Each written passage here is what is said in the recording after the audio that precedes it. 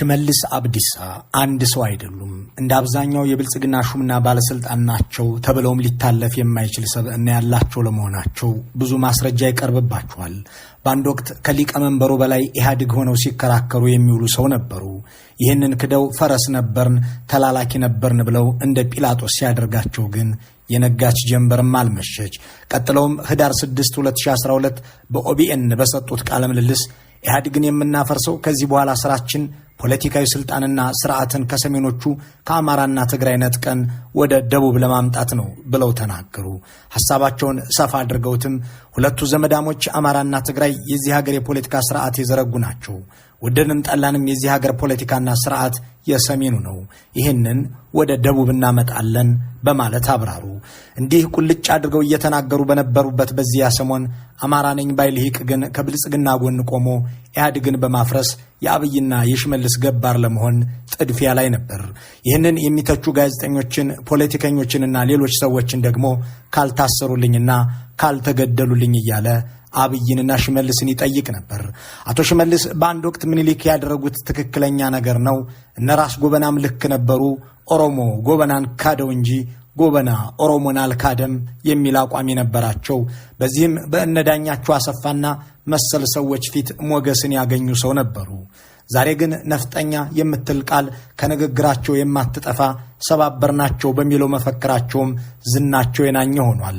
በአንድ ወቅት ብልጽግናን የፈጠርነው ኢትዮጵያን ለመግዛት ነው፣ አዴፓና ደኢህዴንን የሚያፈረስናቸው ለዚህ እንዲመቸም ብለን ነው ብለው በዝግ ስብሰባ ላይ ያወሩት ወጣባቸው። ጨምበላላ በዓል ላይ ሄደው ደግሞ እሳቸው እንደ ምክትል ጠቅላይ ሚኒስትር በሚመሯት ሀገር ላይ የተቀመጠውን ብልጽግና የእኩልነት ኃይል ነው አሉት።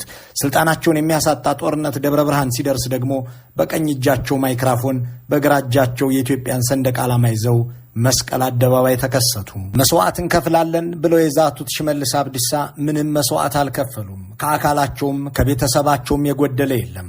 እሳቸውና አለቃቸው በምቾት የአገሪቱ ሕዝብ ደግሞ በመከራ ውስጥ መኖሩ ይቀጥል ዘንድ ዛሬም አበክረው እየሰሩ ናቸው። የኮሬን የገኘው አለቃ ሽመልስ አብዲሳ በዓለም አቀፍ መገናኛ ብዙሃን ስማቸው ከናዚው ኸርማን ጎሪንግ ጋር ተነጻጽሮ የምነሳው ሽመልስ በአዲስ አበባ ዙሪያ ብቻ 30 ሺህ እስር ቤቶች ያሏቸው ሽመልስ 100 ሺህ ኦሮሞዎችን ከሕፃን እስከ አዛውንት ሰብስበው ያጎሩት ሽመልስ ተናግሮ አናጋሪው ሽመልስ በእርግጥም ብዙ ሰው ናቸው። በተሳደቡ ቁጥር ካባ ይጠለቅላቸዋል። በብልጽግናው አገዛዝ ወደ ትናንሽ ክልሎች የተበታተነው ደቡብ ክልል ተበታትኖም ሳይበታተንም ለሽመልስ አብዲሳ ደጋግሞ ካባ ጥልቋል። የአማራ ክልል መንግስትን ያህል ግን ደጋግሞ በሽመልስ ትከሻ ላይ ካባ ያስቀመጠ ያለ አይመስልም። አገኘው ተሻገር ርዕሰ መስተዳድር በነበሩ ጊዜ ለሽመልስ ረዥም ቁመት የሚመጥን ካባ አጥልቀውላቸዋል። አቶ ተመስገን ጥሩነህም ባህር ዳር ድረስ ወስደው ለአቶ ሽመልስ ይህንኑ አድርገዋል። ወጉ ይድረሰኝ ብለው አቶ አረጋ ከበደም ገና የቢሮአቸውን መግቢያና መውጫ በቅጡ ሳያውቁት ፕሬዚዳንት በተደረጉ በጥቂት ሳምንታት ነበር ሽመልስን ባህር ዳር ወስደው ካባ ያጠለቁላቸው።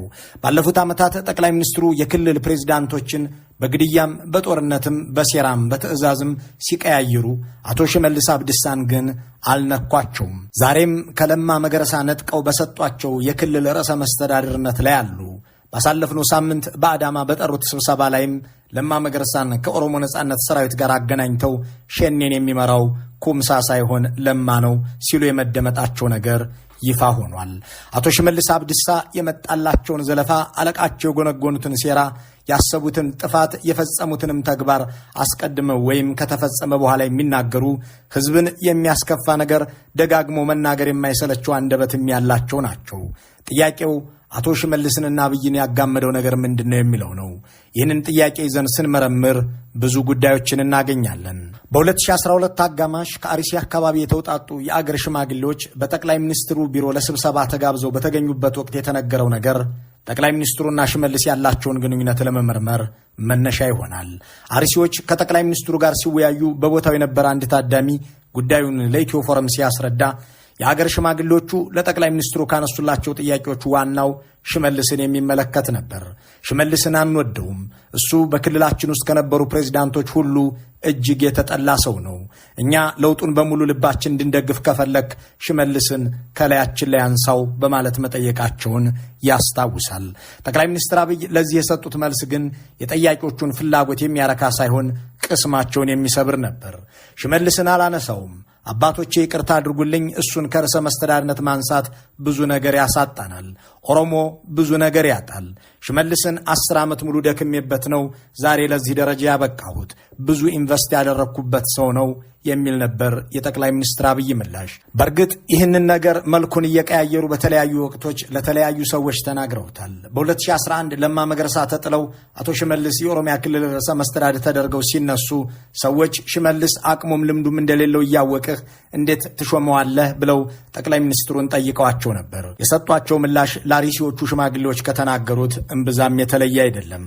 በዚያ ሰሞን በጉዳዩ ላይ ከጠቅላይ ሚኒስትሩ ጋር ተወያይቼ ነበር የሚል አንድ ፖለቲከኛ ሽመልስን መሾምህ ልክ አይመስለኝም ብዬ ስጠይቀው አለማምጄዋለሁ፣ እዚህ ቤተ መንግስት ውስጥ ከኔ ጋር እንዲቆይ ያደረግኩት የአመራር ጥበብ እንዲያውቅ ብዬ ነው ብለው ነገሩኝ ሲል ለጣቢያችን ተናግሯል።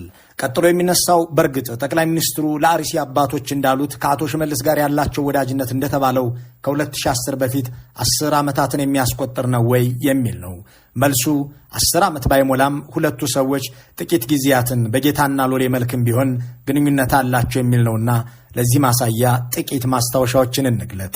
አቶ ሽመልስ አብዲሳ ከአብይ ቀድመው የኦህዴድ ይፋዊ አባል የሆኑ ሰው ናቸው የሚሉ ጓደኞቻቸው ከዩኒቨርሲቲ ተመርቀው ስራ አጥተው በርከት ላሉ ጊዜያት በዳኛቸው አሰፋ አማካኝነት ከተዋወቋቸው አንድ ዲያስፖራ ቤት ተጠግተው ይኖሩ እንደነበር፣ በዚህ ወቅትም አንድ የኦህዴድ ሰዎችን ቀርቦ የሚያውቅ የዲያስፖራው ሰው ጓደኛ ሽመልስን ከአባዱላ ጋር እንዳገናኘ፣ በዚህም ኦሮሚያ ክልላዊ መንግስት ውስጥ የአንድ ቢሮ ኃላፊ አማካሪ ሆነው ስራ እንደጀመሩ ያስታውሳሉ። ይህ ወቅት ደግሞ አብይ ከኢንሳ ተባረው በአቶ አባዱላና አካባቢያቸው የሚያንዣብቡበት ወቅት እንደነበርም ይናገራሉ። አብይና ሽመልስ የሚተዋወቁበትም በዚህ ወቅት መሆኑን የሚያነሱት የቅርብ ሰዎቻቸው በ2009 ዓ.ም የዛሬው ጠቅላይ ሚኒስትር ከሳይንስ ሚኒስትርነት ከተባረሩ በኋላ ግን የሁለቱ ግንኙነት ጠበቅ ማለቱን ይገልጻሉ። አንድ የሁለቱም የቅርብ ወዳጅ የነበሩና በኦህዴድ ውስጥ ቁልፍ ቦታ የነበራቸው ሰው ሁኔታውን ሲያስታውሱ እንዲህ ይላሉ። በ2008 ዓ.ም 1 ዓመት የሳይንስና ቴክኖሎጂ ሚኒስትር ሆነው የከረሙት አብይ በተለይ ህወሓቶች ባደረጉት ግፊት አቅም የለውም፣ አድርባይነት ያጠቀዋል፣ አይታመንም፣ ከጠላት ጋር ይሰራል ወዘተ በሚል እንዲገመገሙ ተደርገው ከሚኒስትርነታቸው ተነሱ። ከኢንሳ የሚያባረሯቸው ህወሓቶች የኦህዴድ አባል ሆነው በአባዱላ ምክረ ሐሳብ ሚኒስትር ቢደረጉም በዚህም አቅም የለሽ ተብለው እንዲባረሩ ተደረገ። ህወሓቶች በድለውሃል በማለት ለማ ወደኛ መጧቸውና የክልሉ ቤቶችና ከተማ ልማት ቢሮ ኃላፊ አደረጓቸው። ከዚያም ምክትል ቢሮ ኃላፊዎችን ራሳቸው አብይ እንዲሾሙ ሲደረግ አብይ ሽመልስን ምክትላቸው አድርገው አመጧቸው በማለት ስረ ነገሩን ያስታውሳሉ። ስለዚህኛው ታሪክ አስተያየታቸውን የጠየቅናቸው የቀድሞው የኦዴፓ የማዕከላዊ ኮሚቴ አባልና የክልል ቢሮ ኃላፊ ሚልኬሳ ሚዴጋ ደግሞ እንዲህ ይላሉ። በ2009 ዓ.ም አብይ የኦሮሚያ ካቢኔ አባል ተደርገው ከመጡ በኋላ አንድ ማለዳ ላይ ሽመልስ ቢሮአቸው በጠዋት እንድንገኝ ጋበዙን። ስንሄድ አለቃችን የጻፉት መጽሐፍ ነው፣ ይህንን ድንቅ መጽሐፍ መግዛትም መሸጥም አለባችሁ ብለው 10 መጽሐፍ ሰጡን።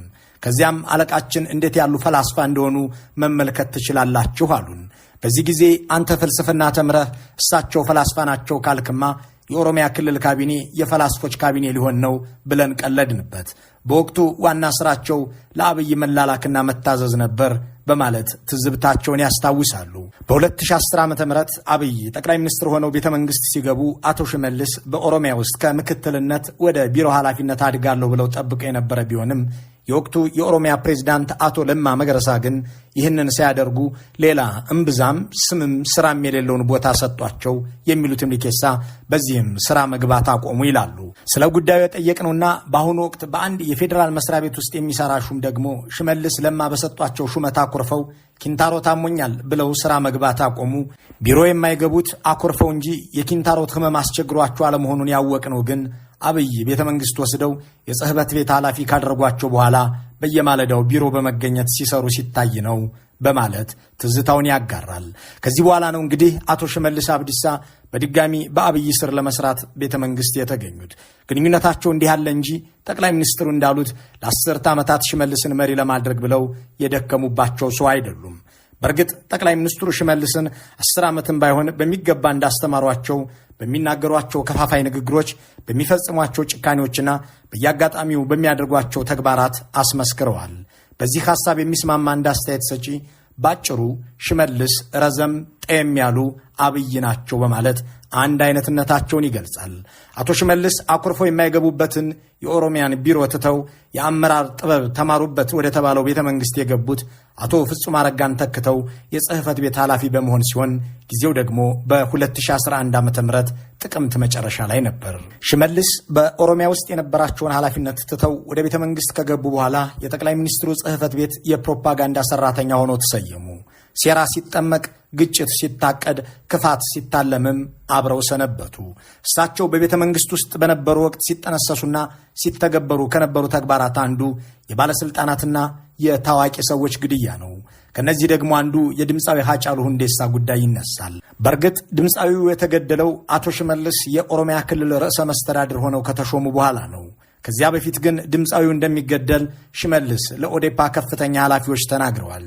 የጠቅላይ ሚኒስትር ጽህፈት ቤት ኃላፊ በነበሩ ወቅት ሃጫሉ ሊገደል እንደሚችል ከተነገራቸው መካከል አንዱ የሆኑት ሚልኬሳ ሚዴጋ በ2011 ታህሳስ አካባቢ አቶ ሽመልስ ይህንኑ ሲናገሩ ማድመጣቸውን ያስታውሳሉ። አቶ ሽመልስ አብዲሳ ለዚህ ለነ ሚልኬሳ ምክር ሐሳብ የሰጡት ምላሽ በፈገግታ የታጀበ ለእያንዳንዱ ሰው መንግስት ዘበኛ ያስቀምጥም የሚል ነበር። ይህንን በተናገሩ በዓመት ከመንፈቁ ድምፃዊው ተገደለ። ድምፃዊው በሞተ ማግስትም ከ1 ዓመት በፊት የተጻፈውን ስክሪፕት ይዘው አለባበሳቸውንም ማስተካክለው በኦቢኤን ተከሰቱ። እንዲህም አሉ። አባውሸኔ ወያኔን ቲፒኤልኤፍ ወያኔ ኦነግ ሸኔና ግብፅ ተቀናጅተው የሀገር እንዲፈርስ በማሰብ ሃጫሉን ገድለውታል። ሃጫሉን የገደሉትም የኦሮሞን ህዝብ እርስ በርስ ለማጣላትና ኦሮሚያን ለማፍረስ ነው። ሽመልስ ብዙ ሰው ናቸው ማለት ከ1 ዓመት በፊት የተጻፈላቸውን ስክሪፕትም እንዲህ አድርገው መተወን ይችላሉ ማለት ነው። ከጠቅላይ ሚኒስትሩ ጋር ያላቸውን ግንኙነት በተመለከተ የሚናገሩት አቶ ሚልኬሳ ሽመልስ አምላኩን ራሱ አብይን በሚያመልክበት ደረጃ የሚያመልከውም የሚያምነውም አይመስለኝም ይላሉ። አቶ ሽመልስ አብዲሳ ከ15 ዓመታት በፊት በነዳኛቸው አሰፋ አመቻችነት በአንድ ኢትዮጵያዊ ዲያስፖራ ቤት እየኖሩ እንዲማሩ ሲደረጉ ከአዲስ አበባ ጊንጭ መመላለሻ የሚሆን የትራንስፖርት ገንዘብ ይቸግራቸው የነበሩ መሆናቸውን የቅርብም የሩቅም ሰዎች ያስታውሳሉ። ዛሬ ግን ወላጆቻቸውንና ዘመዶቻቸውን ወደ አዲስ አበባ ወስደው ትላልቅ ቪላዎችንም ገዝተው የሚያኖሩ እናታቸው ሲታገቱ 3 ሰዓት ባልሞላ ጊዜ ውስጥ 10 ሚሊዮን ብር ከፍለው የሚያስለቅቁ በሀብት ማማ ላይ የተቆናጠጡ ባለጸጋ መሆናቸውን ብዙዎች በብዙ ማስረጃ የሚናገሩላቸው ሆነዋል። ከሚያዝያ 10 2011 ጀምረው የክልሉ መሪ የተደረጉት አቶ ሽመልስ ኦሮሚያ የደም ምድር ማድረጋቸውን ቀጥለዋል።